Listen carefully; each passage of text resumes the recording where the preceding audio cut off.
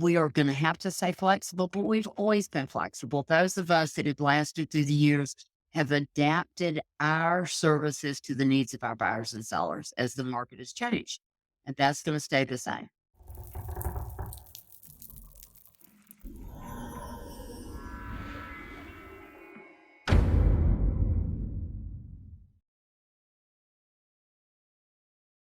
Hey, welcome back to the Real Estate Excellence Podcast. I got a special show today.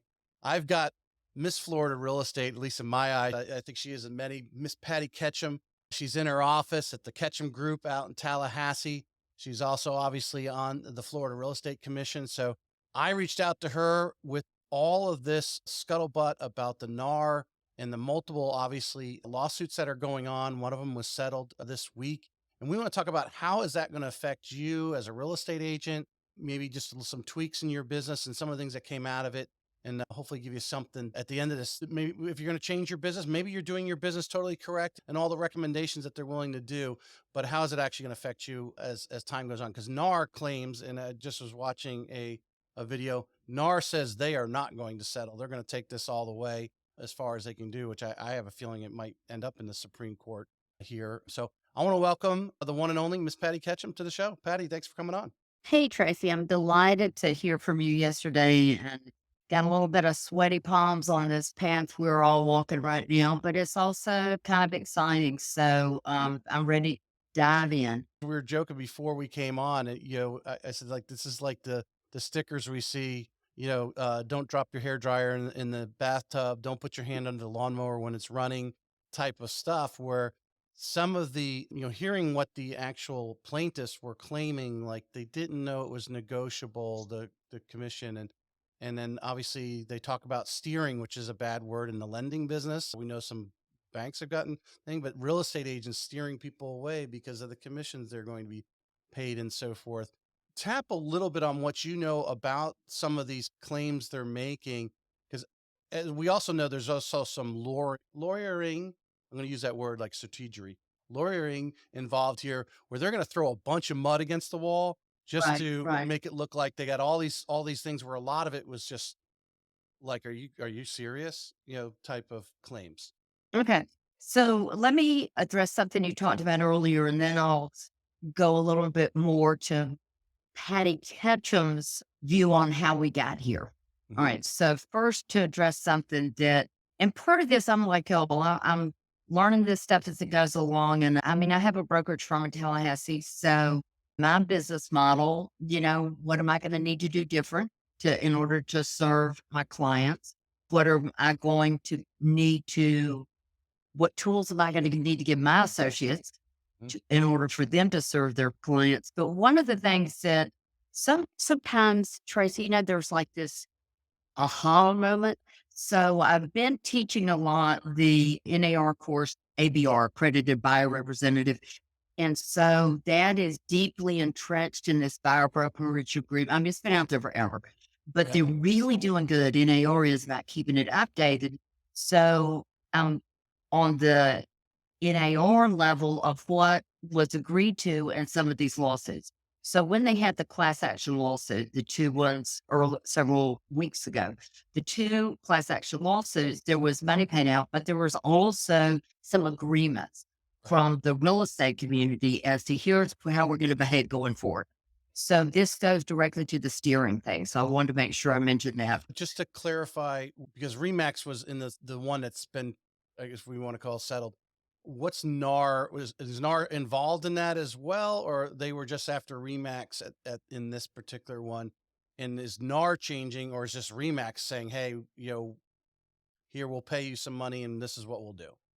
Good point. My understanding, NAR was not named in the class action lawsuit, and there were two of them. There was one against Anywhere Realty, which is a huge blanket that covers a lot of companies like Right. Corcoran, Coldwell Banker. I mean, some of the major I think players in Keller our real Williams is estate. involved in that group as well, if I'm not I'm mistaken. sorry, who? Keller Williams. I think that was the second lawsuit. It's like, Okay. how sad that in our world we can't keep our lawsuits straight. Okay. But there were two class action lawsuits, and they settled for quite a large amount of money and an agreement with the named defendants in those lawsuits. which my understanding was not NAR. But the reality is that's going to bleed over to us. I mean, these are some major players. And this was to me some good news. And I want to speak to that steering thing. One of the agreements made in the class action lawsuit is that you did not have to be a member of NAR. Well, as a licensee, that was always a choice to join NAR or not. So that was an easy okay. The other thing was you could not search when we search an MLS as a realtor and a member of an MLS, you could not search anymore based on compensation. So searching for a buyer, you couldn't go in and search based on compensation. Well, I never knew you could in the first place. Yeah. Okay, not a problem. But one of the other things, and this is one we've already seen starting to shift out and spread out, is that people can now put listings into their MLS system and offer zero compensation. Now that's a paradigm shift. And NAR has already said that's fine. So, and some of the larger MLSs have already started doing it. So that's done. I mean, I can't imagine that isn't going to be where we see ourselves, particularly first quarter 2024, my prediction. So there used to be an NAR rule that you had to offer some compensation. It could be as low as $1 or a penny. That rule has been removed. So in response to these class action lawsuits, we're going to see zero compensation. All right. Also agreed on in those class action lawsuits is if you had the capability, which I didn't even know we could, you can no longer just only show people properties that have compensation to the buyer's realtor through the listing office. All right. Slow that Which one is down for me. okay. I'll do that one again. Gumpify it. Okay, yes. All right. In our normal real estate world, for a number of years, the listing office received compensation from the seller. Mhm. And that compensation was then shared. And this is negotiated with the seller on what does that sharing look like? What is that percentage?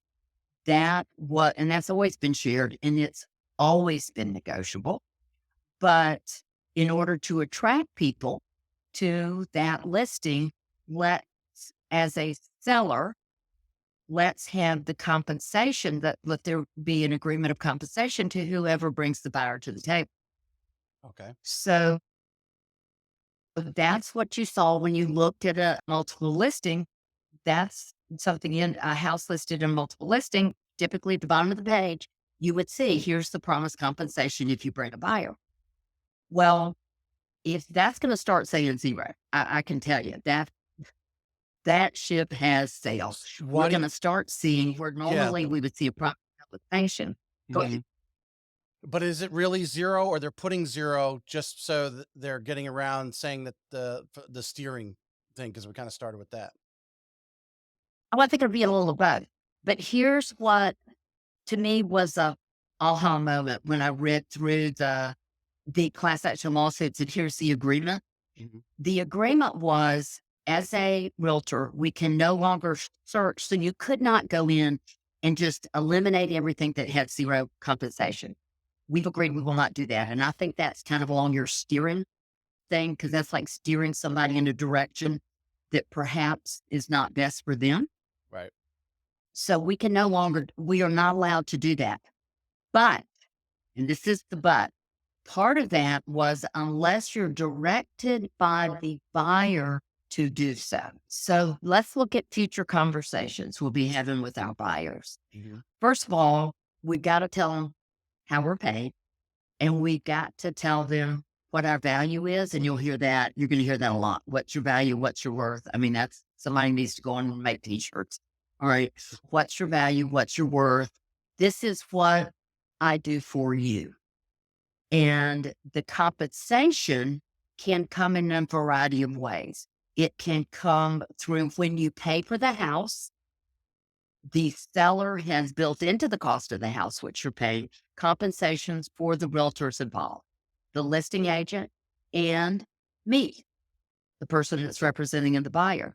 But that has always been negotiable. And you will have sellers that are saying, I'll pay the listing agent, but I am not paying the buying agent. I'm not paying the person that's bringing the buyer to the table. So in that case, I will need to look to you as the buyers for my compensation. And that's where people are going to go into the buyer brokers agreement, that written agreement.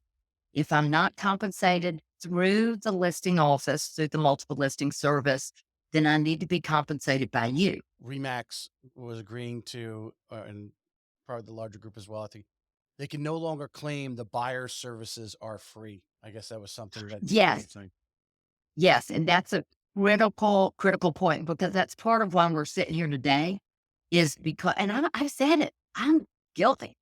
Hmm. Said, look, when I'm working with a buyer, I'm paid by the seller. So the services to you are free. Well, now, when you really think about this, that's built into the price of the home, which the buyer's paying. So, no, no. Now, if you truly want to run a nonprofit, there's no prohibition to that. Any of us are allowed to work for free. And I have absolutely had situations, and I'm sure there's other realtors where we have done this with zero compensation. But here's the thing I want to point out because I think this could put us where we want to be, where we're able to help our buyers.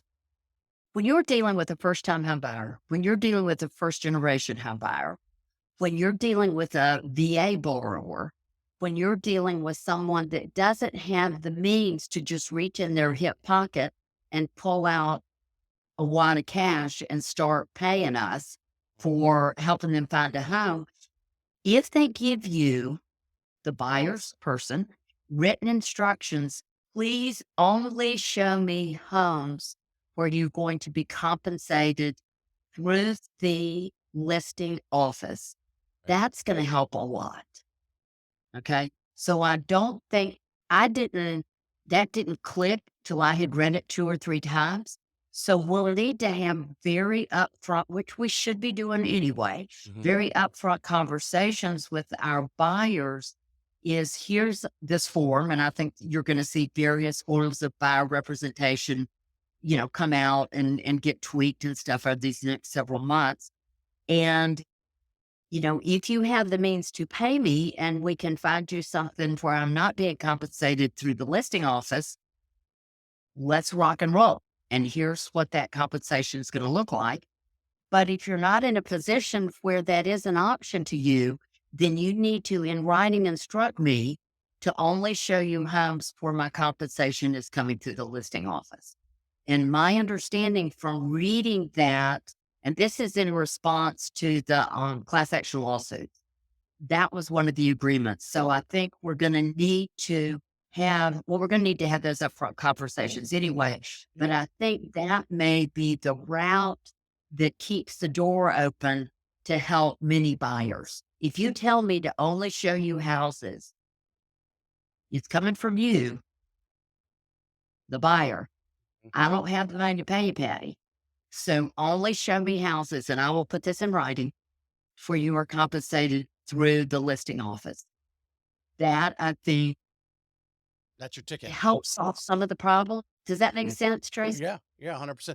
And from the lending side, the first initial thing I thought is, okay, obviously a lot of these programs, so whether it's FHA or even the conventional products, you're limited on seller concessions. That do they Right. now they come out and say, well, you can get so much seller concessions, and you also can be written in there that they're going to get the agent they can build in a certain percentage. The seller can give the buyer's agent a certain percentage there. So, and that angle too, as far as from the lending side, if No. yeah, I don't see that And happening because when appraisers go out there and look at it, they see the contract and see the seller concessions yes. already, and now you're going to build another 2 or 3% on top of that so now they got to compensate for the value to cover all that. Now you start stretching people. Well, I totally agree. And I was in lending for a number of years and I'm married to an appraiser. So I always say I'm a groupie. I'm with the band. Okay. So I get the behind the scenes. And my husband Clay doesn't do residential and hadn't for a number of years, but he did. He did FHAs. He did, appraisals for mortgage lending purposes for years and years and years. And what this boils down to, guys, if you're willing to pay $400,000 for a house, it's in MLS listed at 400,000. It doesn't make sense for a buyer to say, no, no, no, let me pay you 410. Let me pay. I know I can buy it all day long for 400,000, Right. but I want to pay you more than what you're willing to sell it for. So that dog ain't going high. Because they're doing market value, not appraisals based on taking care of the real estate community. That's not of an appraisal. Exactly. So when people go, oh, well, you just build it in, you just add it into the contract. Yo, that ain't gonna work. Not Right. for an appraiser that knows what they're doing. The one of the big again, I was really combing through YouTube and so forth and watching the different videos of some of these guys have been following this all along. One of the words that they were concentrating on, this one gentleman, was transparency. I guess that is where Yes. they felt that, we've kind of been going through, or the real estate community has been kind of going through their motions and assuming the consumer knows the things that we do, when really they obviously these people are claiming they didn't. Although the one plaintiff in the one lawsuit, mother was a real estate agent for over 30 years. She herself had bought and sold 4 or 5 homes, through her life, and her mother was a real estate agent and didn't understand that she could negotiate the commission. I call Right. it on that. I love to tell stories. So, and all of mine are true. But I was in real estate many, many years ago in the resale market, then went into mortgage lending as a loan officer for a number of years, and then went back into real estate. So when I became a mortgage loan officer, I understood the real estate part of this. I knew how realtors were paid. And I will never forget it was an epiphany moment in my life. And this is how long ago it was. Tracy, we had these things called typewriters. I don't know if you've ever seen one, but it was a typewriter. And I I was learned how to filling type out on a typewriter. 1003. I was I was completing the loan application, the 1003, on a typewriter. And the sweet little precious couple had just bought new construction. They're sitting across from me. They're chatting. I'm typing. And I hear them say, and the house, and you can't make this up. This is really a true story. The house they were buying was $100,000. And they said, the realtor always gives you a really good present at at the closing. And I'm thinking, yeah, well, sometimes, yeah. But I was thinking this to myself, just eavesdropping. And It's they setting said, you up. there's no refrigerator with this house. And Susie, the realtor, who they loved, I mean, they liked Susie. Susie was doing a good job for them. She's going to get $6,000. So let's tell her that we'd really like a refrigerator. And I went, whoa, whoa, whoa. I said, let me tell you how realtors are paid. And I literally pulled the 8 by 10 sheet of paper out and I wrote $100,000 times 6% because that was the transaction they were involved in. And I said, 3,000 is going to the listing office, 3,000 is going to the whoever brings the buyer to the table.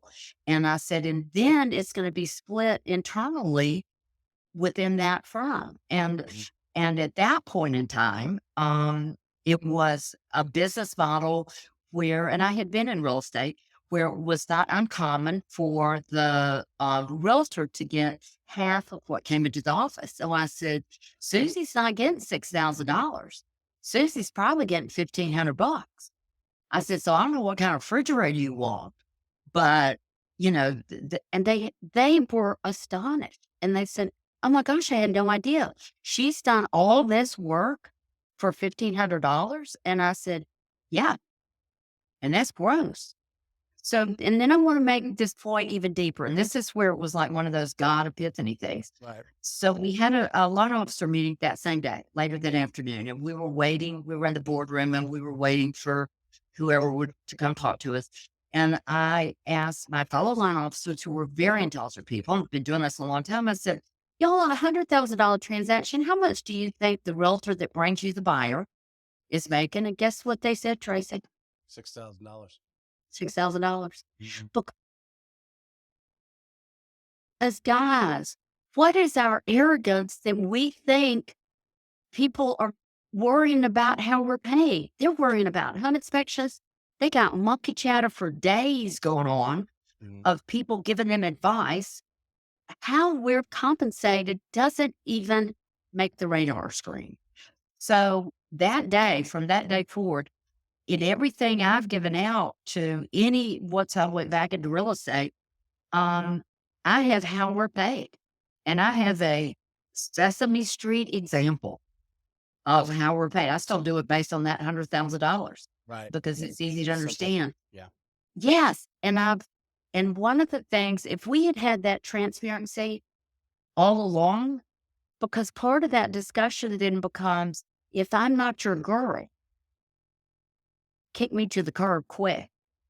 Because unless I'm sitting at the closing table with you, I'm not paid. So I think part of this is, and I'm going to be very blunt, arrogance on our part that we think that we're that important, that they're worried about our compensation. They're not. They got way more things to worry about. So you got to have, and to me, it's an easy conversation. It's not a tough conversation, particularly on the buying side.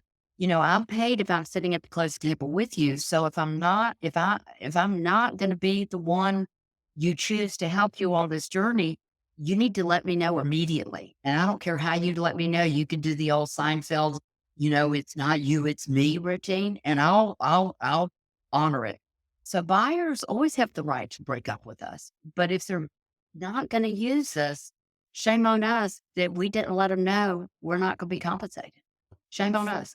I think, in one of the comments that, one of the videos I was watching, guys, is, every time there's a challenge, like in any industry, there's a challenge out there, whether it was, COVID or the other, we're going to come out better here. After listening to this, I think the money is gross. I think the amount of money but I'm sure that'll, I don't know, calculating what the lawyers are going to cost them and so forth. But, some of these things I didn't see them really putting the real estate industry, realtors in general, on their heels. I mean, some of it was transparency. The brokerage cannot mandate that there's a minimum commission that you can represent someone, for. It says no office minimum commission mandated by the brokerage. Right. You know,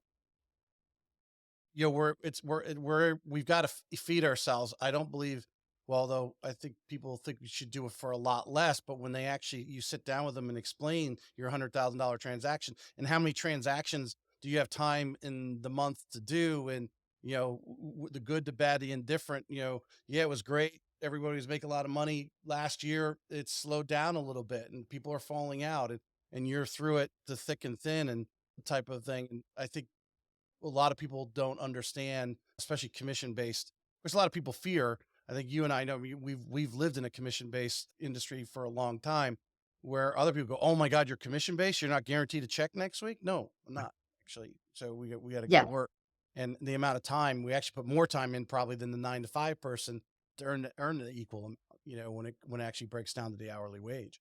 Well, and I think to your point, Tracy, but I also think, guys, we got ourselves into this position. We got to own it. And now it has slapped us in the face. You think about all the realtors that are encouraged to announce that they are $1 million producers. I'm $1 million producer. Well, the public then thinks you made $1 million. Yeah. Now, if you do the math Yeah. on you've closed $1 million in real estate, which is truly what that means, you've maybe made $14,000. Yeah. So come on. And I also think, and I'm just being bluntly honest here, because quite frankly, I ain't got nothing to lose. All right. We have been training these brand new baby realtors that we've been training them on maneuvering. We've been training them on how to out strategize somebody. We've been training them on scripts. We've been training them on overcoming objections, and it has come home to roost. because we also have these precious little sweet realtors that are doing these bougie TikToks where they, are dressed to the nines. And, there's somebody that was convicted down in Miami for taking, she's a realtor, and for using, she took that PPP money that was available Right. during COVID, and she leased a Bentley. And so all of this is fake. All of this whole stuff is not real. And so why don't we, I mean, it's gonna hurt, but it's time for us to be a serious adjustment. And those of us that find ourselves in the privileged role of training people coming into this, they need to know their contract. They need to understand local neighborhoods. They need to provide true value, not shiny things. Right. And so I'm thinking, I'm sick to death of scripts. Never liked them, never have. Mhm. Cold calling works, but I ain't gonna do it. I promise y'all I will go to my grave never making one. So no wonder people are seeing us through this unrealistic filter because we built it. Well, that kind of actually was one thought that went through my mind is the technology and the social media now, because I mean, what's been going on as far as 6% being kind of the number, give or take, for as far as I can remember, and I'm sure you can tell me different. It was different at some other time. But now that social media is out there and everyone has a different way to advertise their home, they're going, well, why are we being forced into this MLS? Is kind of what I was reading into this lawsuit, because a lot of it had to do with the background. Oh, if you're putting it in the MLS, you've got to put that commission for the buyer's agent, or at least it was perceived that you had to do it in that sort of thing. And now has technology moved it to where these people, these people think they can do it on their own. I mean, you and I know everyone should have a real estate professional, because as soon as Right. there's too many, to guide the transaction smoothly and efficiently, and to show your house the best for sure. But the perceived from the public, again, it's perception of the public, is that, again, because of the social media, these driving the Bentley, or they're watching, shows on Bravo and so forth, where these Right. agents are, type of thing, and they're selling these 15 million, $20 million homes, when in reality, that's not reality. No, Mm. it's not. And I think I go back to how life works. And one of the things I've realized as I've made this journey is it's a pendulum. And let's talk about emotional support animals and service animals. For years, it was a German Shepherd were allowed in restaurants because they were seeing eye dogs, Right. and that worked, but it didn't meet the need. It truly didn't. It was too restrictive. So in order to correct that, we have to overcorrect. I just think that's the patterns in life. So Yep. we way Politics is a perfect overcorrected, example of that. way overcorrected. I mean, I was teaching in the Orlando area, and one of my realtor students in a class had worked at Disney, and they had support chickens and a support snake. And I was like, did they come the same day? I would have loved to have seen that play out. But it went wackadoo, went totally wackadoo. Well, now we're okay. Now we seem to have hit what is a reasonable balance. Guys, this is what's going on right now in our industry. And it's going to overcorrect. And you're going to have buyers because they do have tools they didn't have in the past, where the need to have the realtor find you the home is not as nearly like it used to be. When people come to me now, they've already got their list of houses. They've been on the internet and have found the list of houses. Yeah. So the skill set that we've had to hone and should have had all along is understanding the contract, negotiating skills, watching the deadlines, understanding the promises that are made. You always say a real estate sales contract is nothing but a set of promises between adults with deadlines. And we've got to help them get to that reasonable place. And they're going to not need us for a while if you're on the buy side. I mean, that's coming. Y'all can take that to the bank. So, and we're going to overcorrect. And then people are going to be harmed. And then people are going to be harmed because they didn't have anybody, so to speak, in their corner. And what makes me sad is it's going to be those who have the least options available financially. And so then that's going to create an outcry because that's not appropriate either. And then we're going to settle back down. Now, what that looks like, settle down, I don't know. But Hattie's prediction is we're going to overcorrect. We're going to overcorrect. So if I were in your shoes, as in any of you that are new to this real estate, that are listening to this, if the phrase you have to list to last, you can go ahead and monogram that on everything you own because that's going to come true. I mean, that's because people aren't going after that. They're going after the buyer side of this. Now, I think we're going to end up okay. We made it through having to have home inspections. That was going to be the end of the real estate industry. We made it through discovering that there's a clause 17 on a mortgage that says, no, you can't do a wraparound. We'll call it due. We made it through those. That was going to be the end of the real estate industry. Right. Oh my gosh, when they discovered radon, that was the end of the real estate. So this is life's pattern. And in order, when you have something like this, it has to overcorrect to get to okay. And I think the challenge for many of us that truly loves this is staying flexible. I keep thinking, and I shared it with Tracy, shared it with you, Tracy, last night. I sent it to you. That clip from Friends where they're trying to move the staircase. Yeah. Pivot, pivot, pivot. Whatever you're doing now, don't order a whole lot of those publications because you're getting ready to pivot. So we are going to have to stay flexible, but we've always been flexible. Those of us that have lasted through the years have adapted our services to the needs of our buyers and sellers as the market has changed. And that's going to stay the same. You tapped a little bit on some of the, again, two things, who's going to benefit and who's going to fall out. And you mentioned it's going to be a challenge for some of the buyer's agents, but I mean, from my side, and I'm not a real estate agent, I'm on the lending side. I'm looking in. My wife's an agent, but I'm looking as a listing agent. You're going to that listing appointment. Are you not explaining that? Hey, yeah, we need to get 6% because we want it. There's still that incentive is still out there, even though you don't have to advertise you're getting incentive, but that the buyer's agent is going to get something. And if you, Right. as all the things that you do as a listing agent, stage a home, address the curb appeal, do those things to a home to get more people to walk in, do an open house to get more people to walk in, hopefully to show the listing agent you're doing something. You also have to be common sense and say, hey, Mrs. Seller, we need to be offering an incentive for that buyer's agent to bring by their best buyers as well. I mean, it's capitalism.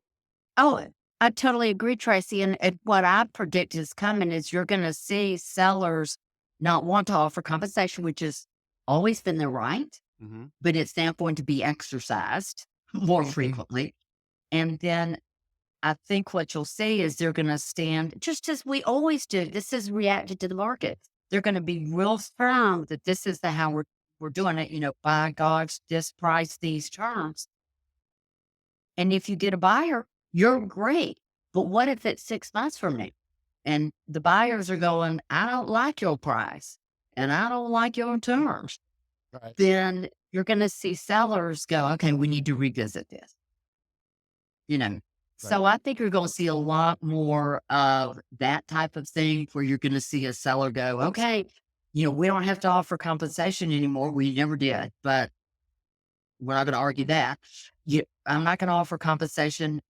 My house is going to sell top dollar without any help from a buyer's agent who's been looking at the market, and I'm not going to need it. And there's going to be houses that sell for that, but that's absolutely going to happen. But the majority of us regular folks are going to find ourselves having to adjust. The adjust because I was thinking how I wanted to phrase this particular question or topic is just what are they just saying? Agents listening to this, in my opinion, you should not be panicking. You should just be updating yourself and maybe tweaking your presentation.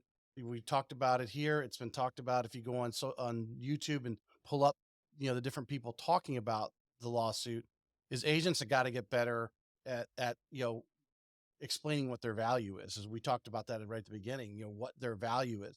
So, you know, the fallout, yeah, there's going to be some people that are just going to throw up their arms and walk away from this because they were going to quit anyway. The Right. others that are going Right. to say, well, we just got to adjust, to the marketplace, like how to negotiate after a home inspection. I didn't realize home inspection was a big thing that set the real estate market back, but Oh my we're, gosh. We may as well all turn our licenses in. If people right. do an inspection on our home, they're never gonna buy it. I mean, I can remember that panic and my heart beating fast, like, "Oh my gosh, this is a major industry crisis." And I wanna quote my beloved husband, and this is paraphrasing something he tells me. He goes, "Patty, you need to always remember people really want to sleep indoors."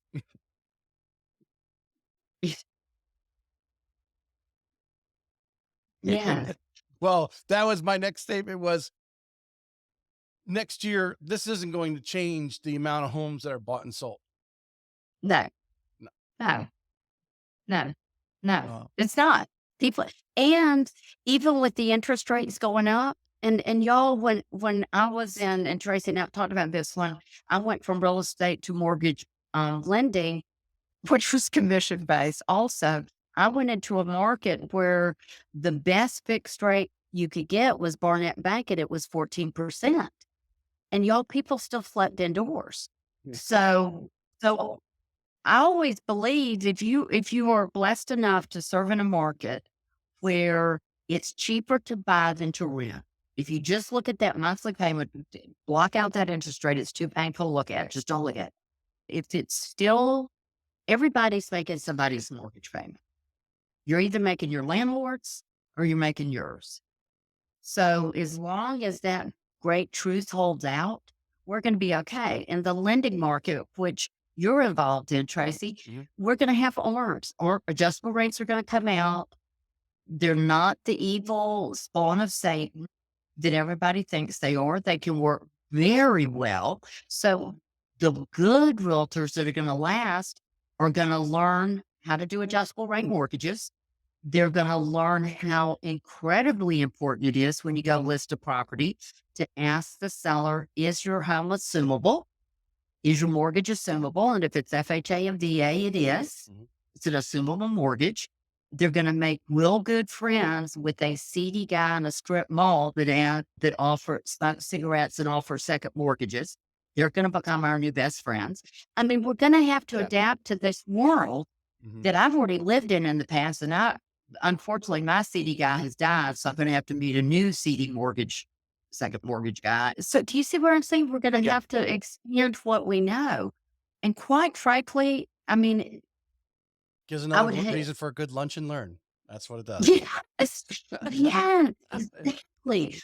If I was in lending, I'd be all over realtors talking about assumability and orders Yeah. because that's coming. And you, as a buyer's agent, if this is the power you bring to the table, and anybody that's taken any of my classes know I say this all the time. You ain't got to know this much more. You just got to know that much more than everybody else. And so the tools that the buyer's agents brings to the table is not going to be out strategizing somebody. It's going to be understanding assumable mortgages. It's going to be understanding of adjustable rates. I think that if those come into the market, which I predict they are, it's going to be having a relationship with the listing agent where you can pick up the phone and call them and say, look, I noticed that y'all are offering no compensation, but I've also noticed this property has now been on the market 3 months. Is there some flexibility if I bring an offer where your seller would be willing to compensate me for the work I'm doing for the buyers? And that's going to be based a lot on the relationships we've built with our fellow realtors.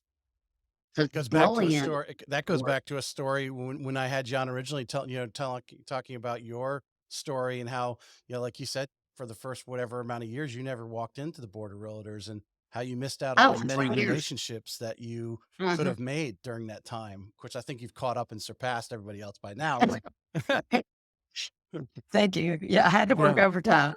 Yeah. But and I also think we also need to realize, and I want this point to really sink home to our Florida realtors here. Mhm. A lot of the information we're getting and that we're going to get in the coming months is going to deal with agency. There's going to be a lot of strong emphasis on agency and a lot of the stuff coming from NAR because I teach for them also. So I see the material. It goes really deep dive on agency. All right. I had a conversation with the person that's in charge of this education stuff coming out of NAR just last Friday, as a matter of fact. And I said, I don't know if Florida's 25 years ahead of the country or we've been under a rock. I think we're 25 years ahead. So you're going to see a lot of this education coming from outside Florida that has not been Floridaized. Okay. So many of the education loud voices who are wise people, this is not a slam on them. These are very wise people, but they're coming from states where disclosure of your relationship as a dual agent, transaction broker, single agent, no brokerage relationship, buyer broker. This is a big deal to them. I believe we got past that. I could be wrong. Time will tell. So when you hear that, take a deep breath. Be thankful you're in the state of Florida, that it's okay. We dealt with agency. The wiser people ahead of me in the 80s and the 90s on the Real Estate Commission dealt with agency. Most of the people in the state of Florida are transaction brokers. Take a deep breath. It's okay. So let's don't plow fields we don't need to plow. I want to finish up with this because I know you got a 2:30 here, and we're closing out. One of the questions, like, is what's going on, and circling back to the lawsuit, is there who really is ultimately? I mean, are the buyers and sellers of real estate really benefiting from this lawsuit? I'm going to answer as Patti Ketcham. Okay. Yeah, I think they will. When it's all said and done, when it all shakes out, Mhm. because I think this is going to get rid of people that are in this business for the wrong reason. For the If you don't like, have a the wrong service, reason, meaning like quick cash, or yes, or these yes, guys that are doing these, they're listing the house, pay me. They don't actually ever show it or anything, but they put it up on the MLS yeah, for you, that kind of thing. yep, yep. If you don't have a servant's heart, now I'm talking residential, not and let me point this out. Y'all, commercial real estate's been this way forever. They're looking at the residential people going, what's your problem? And I've sold commercial real estate.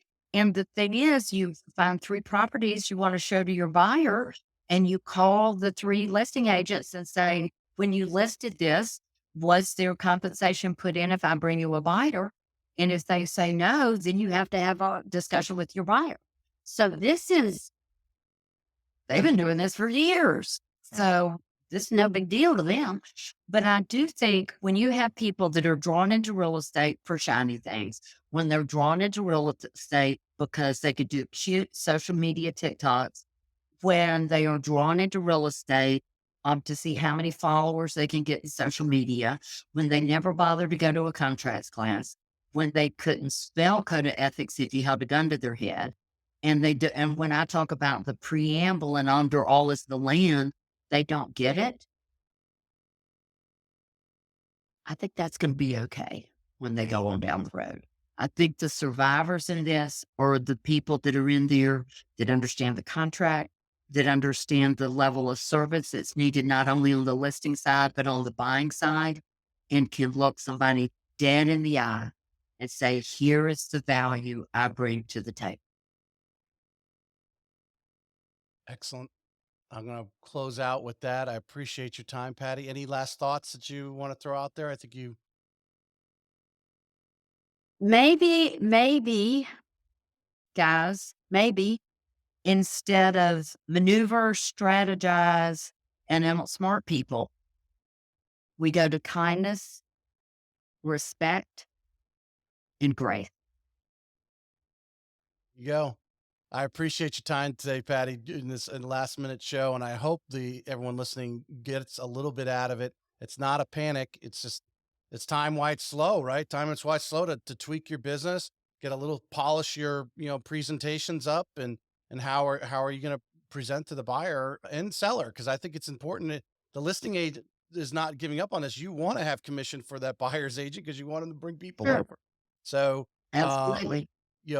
and go online. I learned a lot here just in the last 24 hours. I just saw the lawsuit come out. There's a ton of stuff online where people are really breaking the lawsuit down for you in a real simple format, as we hopefully did today, and get because everyone has a different opinion, but it's all real estate people explaining to you, that have really been staying on top of this from the beginning. I think it was 2019 when the original lawsuit was filed. So these come up. So I hope you have a great It's going to afternoon. be an interesting ride. Yes, yes. Like I said, it's only going to improve as all these things have come up in our lives. We're just going to get better. This is just a checkup from the neck up. So, Yep. I agree. So y'all grab hold of that pendulum and ride it till it hits the new normal. right. Uh, Thank you, Tracy, for your time. Thank you. You have a super afternoon, Patty. All right. Thank you. All right. Thanks for caring about what we do. Excellent. Thank you.